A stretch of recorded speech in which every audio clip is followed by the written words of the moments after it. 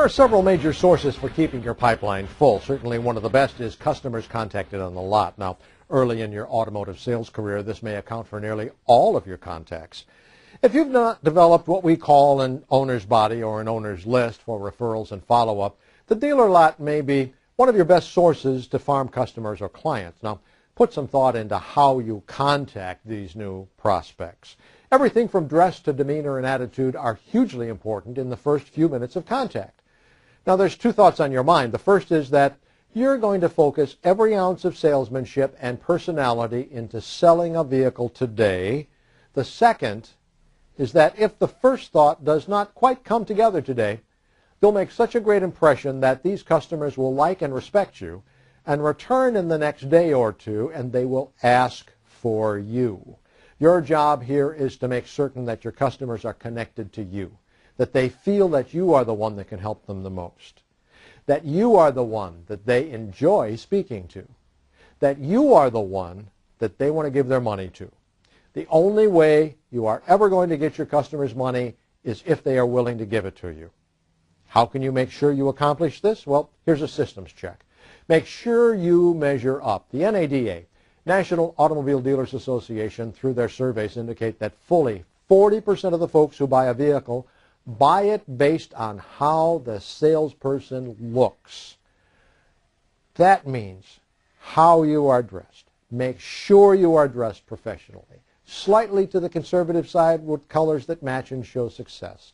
Let your customers shine while you reel in the sale. Keep gold rings, chains, and bracelets to a minimum. Keep your hair clean and well-groomed, both men and women. Be someone your customers want to come back and see. Follow-up does you no good at all if that person does not want to talk to you again. As a matter of fact, it'll only succeed in making them angry.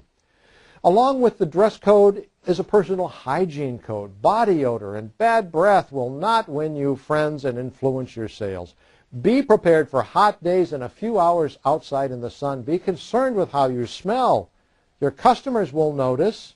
Make sure it's pleasant and subtle, and please stay away from those men's European colognes that scorch the inside of your nose on the first whiff. You may think they're cool, and your customers will never say anything, but you'll never see them again. Save your attack colognes for the nightclubs. Now, this leads us into another area of what your customers smell. They can smell fear. They can smell if they have you on the ropes. They can smell if they have control. They can smell if you're backpedaling. It is your sales attitude and your level of confidence.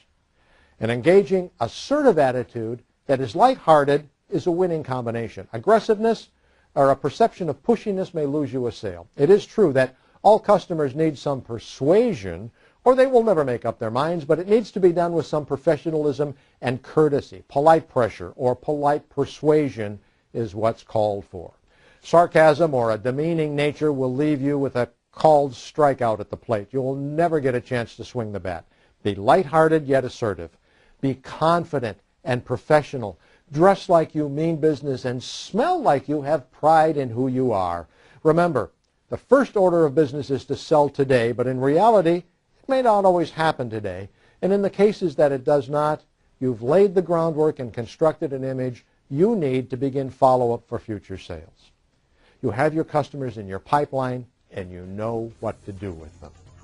Selling by design and nothing by chance. Remember, the system is the solution.